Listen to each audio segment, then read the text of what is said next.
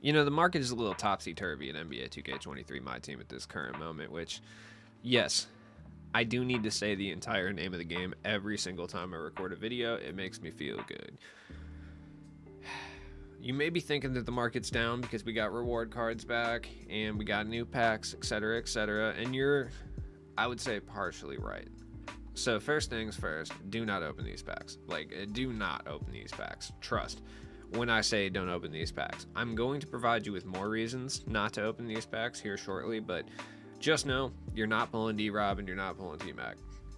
You might pull D Rob, but you're definitely not pulling T Mac. I can tell you that right now. His drop rate is like Yao level bad. I'm still mad that they changed his jump shot, by the way. But let's talk about the actual cards in them before we start talking about anything else. So, Radiant cards. This is what I got. I bought Batum, by the way. I pulled Rondo, Christian Wood, and Bobby Portis, no duplicates, in 250,000 MT. So that should tell you kind of roughly what to expect. So we'll start with Mike D'Antoni. Mike D'Antoni's pretty good. I mean, you can get him for like under 7K, which is very, very solid. Like, he is super cheap. And he's good too. Like, 6'3", Agent 3, amped, blinders. He is a glass cannon. Like, he is going to sit there and he's going to shoot threes for you, which isn't necessarily a bad thing, but it's just like, it depends what you're looking for from a point guard. Like, is he going to play top level defense? No, absolutely not. But he's basically Curry without Curry escape. So for that reason, I think he's actually pretty good. Like, the jump shot's fire. He can move really well. Like, outside of Curry escape, like, he does have like Dames behind the back, which I like quite a bit. Michael Jordan dribble style. Like, he's good. Mike D'Antoni is going to be able to 3-hunt for you, and he's going to score. And you can get him for under 7,000 MT. So for that reason, like, he's very, very solid. Also, like, look at that mustache and hair combo. Like, just imagine at some point this guy was picking up women. That's crazy to me. You cannot tell me Mike D'Antoni did not sample some sniffable goods back in the day. There's just no way. Like, no way. Nobody with this mustache and hair combo stayed away from Blowcane.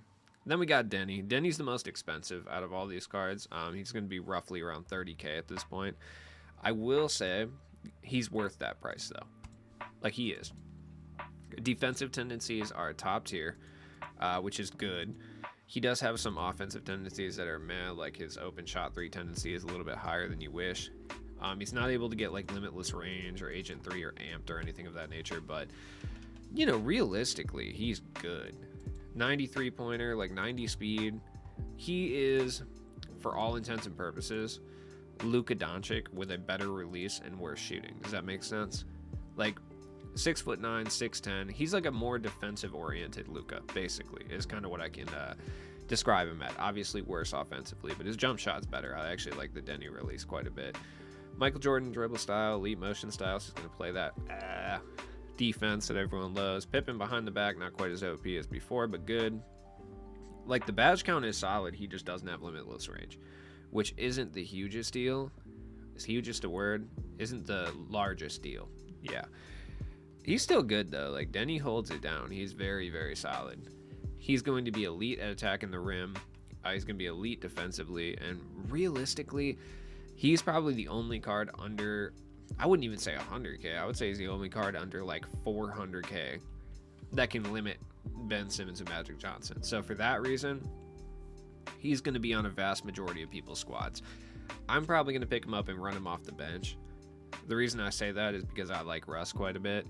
And honestly, I like Dinwiddie a lot too. But Denny can stop the better cards. That's just the reality. So I would say if you're somebody who's going to play like competitively, whether that be like tournament style, which why you're watching this video for tips at this point, I don't know, dude, do something else with your life. Or if you're going to play unlimited, Denny, definitely sick. Just look at that hair, dude. Bobby Portis. Bobby Portis is kind of decent. Bobby Portis is kind of decent. Like, he's actually going to be my bench power forward. He plays really solid defense, both interior and on the perimeter. The perimeter defense isn't great, but it's solid enough. It's passable, you know. The Bobby Portis Jr. release, fire. Fire. It's very good. I mean, I used his card, what is 82 overall, his Evo, earlier this year, and he was gas. He has Michael Jordan dribble style, just absolutely no dribble moves. 99 shot contest is huge. Only a 20 block shot, which is not cool. Either way, Hoff limitless. Like, he's going to have every badge that you really need him to have. He's just an all-around very good 3 and D kind of power forward. Just think like what Serge Ibaka brings you, but just better. Like, he's got a better jump shot. He's overall better. Basically just better Serge Ibaka. That's what you're getting with Bobby Portis, and you can get him for like 7,000 MT. So he should be on every single budget squad at the power forward position. I shouldn't even have a budget squad. I should have a good squad, but I have the worst pack odds imaginable. Christian Wood's pretty good too. Like, I wouldn't say he's necessarily better than Bobby Portis, but I would say it's like he does a similar thing. He's a bit more offensive oriented. Still can't really dribble. I think his jump shot's pretty good, but he has a 99 shot contest and a 99 block shot tendency, which is actually significantly better than I had realized. He's good. Like, he's about 10, 12K. He can attack the rim. He actually plays very competent defense. I didn't realize they kind of juiced him defensively. Christian Wood is actually really solid. Only gold limitless, which why I feel like it should be switched personally. I feel like Bobby Portis should have gold and Christian Wood should have Hoff, but that's just me. Notable badges, like he doesn't have amped, he doesn't have Deadeye. Dribbling badges, you know. He doesn't have Masher, but they kind of like nerfed mashing at this point anyway, so it doesn't really matter. I don't think Masher is really that important of a badge. He doesn't have clamps. For a power forward, that's going to be an issue. He's good defensively, but the lack of clamps is going to hurt him a little bit for sure. He's solid. For about 10, 12K too, I would say he would make majority of the budget squads also, like if I'm being honest. Then we got Rondo. Rondo's good defensively, but there's really no reason to run Rondo. Especially when guys like Denny exist. You know, it's just Rondo. Had they released a PD Rondo earlier in the year, he would have been phenomenal, but just a little bit too late for Rondo. No shooting badges, though. You can add all the shooting badges to him if you really want to. His jump shot's not terrible. He attacks the rim well, and he plays, obviously, excellent defense. So cool. Batum is so good. It's just his jump shot is horrendous. Like, his jump shot sucks so bad. Like, I picked up Batum expecting his release to be better, and I honestly don't think there's a difference between Batum base on normal and Batum base on quick. Like, it's like a millisecond faster, which on your average jump shot is going to feel like a lot, but Batum's is so slow. I honestly don't think there's any reason to pick this card up. Like, yeah, he's a very, very good budget small forward, but I just feel like at that rate, you're better off just grabbing like a Trey Murphy. Like, you're so much better off just grabbing like Trey Murphy at that point. His jump shot is at least semi-passable. Like, Batum's jump shot, I was so disappointed in him. Then we got Pascal Siakam. The fact that Siakam's going for like basically the same as Denny should tell you how good Denny is. But Siakam is no slouch either. Like, Siakam's actually really good. Like, his release is nice. He can move. He is the ideal kind of point forward at this point. Defensive tendencies are a little rough, but he has good defensive badges, so it's like whatever. Hoff corner specialist with catch and shoot, very important. He's nice, man. He is. For about 40K, I think you're probably better off just waiting. The reason I say that, unless, like I said, you're playing competitively. If you're playing competitively, Pascal Siakam will do everything you need him to do. But if you're just kind of building your squad and you don't really care about Pascal Siakam as a player, just wait. They'll put out a better pink diamond small forward probably in the next week or two. That's just how I feel about it anyway. Then we got Mikal Bridges. The release is really, really good. They kind of low-key hoed him a bit, I'll be honest. Like, the release is fire. He moves really well. His defensive tendencies aren't great. But he does have Hoff limitless, like quick first step, clamp breaker. He moves okay. The defense outside of the tendencies is really good. And he's like a little bit even. He might be a bit cheaper than Denny at this point. They were roughly the same price this morning at about 32,000, but it looks like Mikal Bridges might be even cheaper than that right now. But I would say the absolute maximum you're going to pay is like 36K. And you could probably find him for much cheaper than that. Like I said, he was like 32 this morning. So he's good. It's just, I would have more to say about him and I would gas him more if he wasn't at such a loaded position, you know? But he's good. It's just like, is he playing over like Scottie Pippen? No. Does he play over probably like Cedi Osman, yeah, I would. If I wanted to spend the MT, yeah, but if I wanted to save the MT, it's not that big of a difference. Joe Johnson is very, very good. He is Ray Allen, but you pay for him basically. Like, there's not a whole lot of difference here. Like, he's bigger for sure, and I haven't necessarily messed around with him enough to tell you if the stamina issue that we had with Joe Johnson the past couple of years is still in effect, where he has like a quarter of a lung and gets gassed after like 2 offensive series. I don't know if that's a thing, but I like Brandon Ingram's release quite a bit. Like, I love that release on ML Carr. He's not the greatest defensively, but he can hold his own to a certain extent. You know, you can get him for about the same price as Mikal Bridges, basically. Good. Allen Iverson, super fun offline card to use, but he's not really going to do much for you online. I am mad that they changed his dribble style. I recognize that Jordan dribble style is significantly better, but like, come on, man. Just let AI have his own dribble style. The 99 speed, he feels fast until you get into a game online and you realize he can't get past centers because he's like this big. I just wish they would do a better job of making these smaller guys just so fast. You know what I mean? Because like the whole thing with AI, he should be able to, if you have like Ben Simmons come and guard on the perimeter, like let's say at the top of the key, top of the 3-point line, I guess I should say. Allen Iverson should be able to get around Ben Simmons to the rim. Like, maybe not every time, but a decent amount of the time. But the way the game is, Ben Simmons will just sit in front of him the whole time. So it makes cards like Allen Iverson just kind of worthless to a certain extent, which sucks. Like, I wish AI was a lot better in that regard. Heavy hitter time, D-Rob. D-Rob is cracked. Like, they did not need to do D-Rob like this. I promise they didn't. Like, they did not need to make him like this. Like, they gave him Michael Jordan dribble style with Garland's escape. For what? For what? Dame's behind the back? Like, why? Why is this a thing? His release is fire, obviously. He doesn't have Limitless, but you can give him Limitless, so that's great. You can give him every badge in the game, realistically, which is probably going to be a trend with Dark Matters going forward. I mean, if we're being real, this is like an invincible card.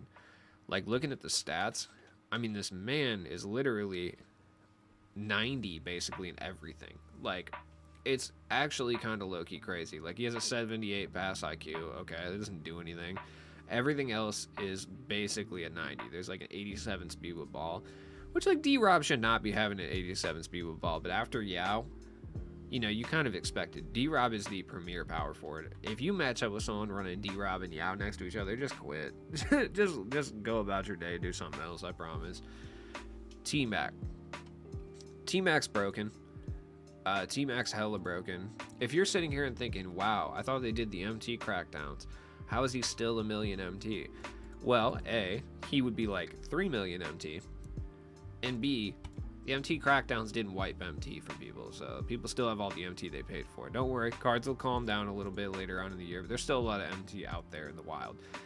Because like once one person uses the MT they purchased on a card, it just goes to the person who bought the card, or who sold the card, I should say. So like that MT is always going to be circulating in some capacity. It's going to take a really long time for it to disappear completely. It's going to have to like basically be absorbed in the 10% transaction fee to ever actually disappear, which will take time and purchases. I'm mad about the release because I feel like T-Mac's release was solid. I know it's not great from like a comp perspective, but like, you mocap T-Mac's jump shot, just let him keep it for at least one card. You're going to put out 2 to 3 more T-Macs by the end of the year, like guaranteed, and there's plenty more opportunities to change his jump shot. They should have just gave a T-Mac with actual T-Mac base on very quick. Look, the card still would have been fake.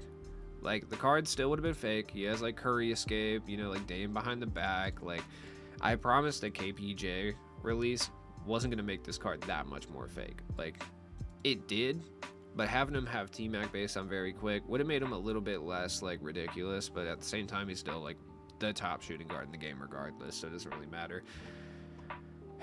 He's expensive though. If you have T-Mac, I'd sell him now. I don't know if his price is really going to drop all that much though. I feel like 2K does have to kind of outdo themselves consistently from this point forward, so like his price will drop because we'll get a Kobe.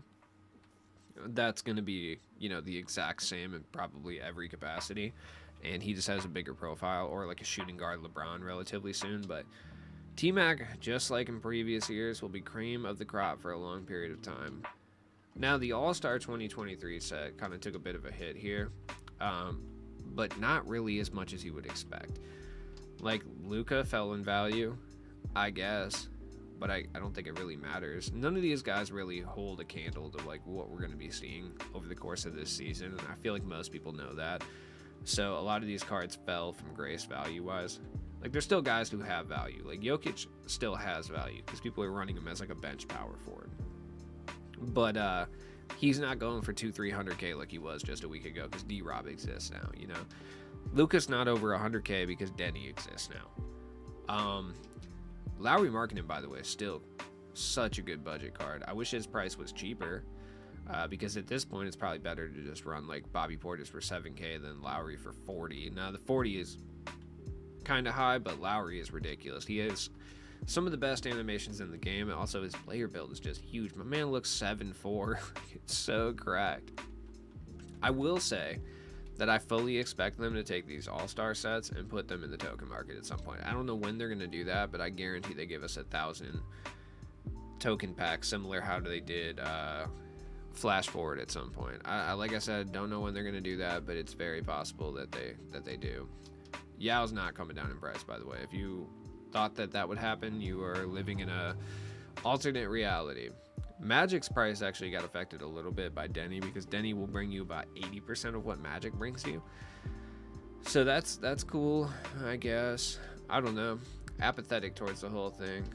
Chet Holmgren is the most annoying card in this game, by the way. I swear to God, I played Unlimited the past couple days, and every single Unlimited game, I ran into Chet Holmgren at center. I just cannot escape this gangly freak, dude. I hate him so much.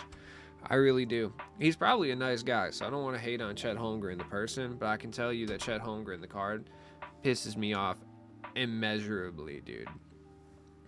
Thankfully, I've had Atomic Heart to keep me sane a little bit in these dark times. Ben Simmons is still expensive. Not really surprising. He is literally the stiff arm dunk king. I've been running into Dirk a decent amount of time recently, so I feel like Dirk's price is definitely taking a hit, which makes sense, but he's still like a top tier power forward in this game. Like, he's still so good. Like, there's nothing wrong with Dirk at all. Like, not a thing. I don't even know why his price really took a fat hit like that, if I'm being honest. Who is his dynamic duo? It's probably Jason Terry. I honestly have no idea. Is it Luka? I have no idea who his dynamic duo is. Yeah, it is Jason Terry. That's weird. It's kind of strange. Whatever, dude. It's fine. One of the best budget cards you can buy in this game still to this day is AK. His jump shot's a moderately slow. It's not horrible. It's not like Batum level. But Andre Karolinko is still going to provide you with elite level defense, and he's still going to be a perfect 3-and-D guy. So I wanted to bring up Andre Karolinko because I feel like people kind of forgot about him a little bit. And honestly, for this price, he's really good. Like, Trey Murphy's good too, but I think Andre Karolinko is better for majority of people. Most people use their small forward as a 3-and-D guy. So for that reason, AK is still there. Vince Carter has fallen off quite. I wonder what y'all are doing here. He's got 25 hoffs, but come on, man. Come on, man. Come on. You know what? That could be legitimate depending on the hoffs, you know? It might be, literally. Debatable. You could just buy T-Mac with less, so I don't know about all that, but it is what it is. Anyways, Vince Carter's good still. His price is still a bit high, though. Like, I still feel like he's majority of people's bench shooting guard, so he's still super high. Harden's still very good, by the way. He'll be buyout territory very soon. And I feel like after Yao, what they did with a lot of these cards, they've made them crack to the point where they actually have a lot more longevity than you'd realize. Like, I think James Harden's still going to be usable for a decent portion of time because they cracked him out. Like, Vince Carter's still going to be usable for a decent portion of time. 2K really kind of dug themselves into a hole where I think they actually, for their own business sake, because I personally don't agree with this in any way, shape, or form, they actually may have to come through and, like, nerf cards. You know what I mean? Which, that's a whole different conversation. As always, it's been your friend Cheap Blues. Hey, I'm about to go record the podcast. Definitely check that out tomorrow. I'll be live streaming again. Don't know when. in the next like couple days. I just like literally don't know. And have a good day, guys. Peace.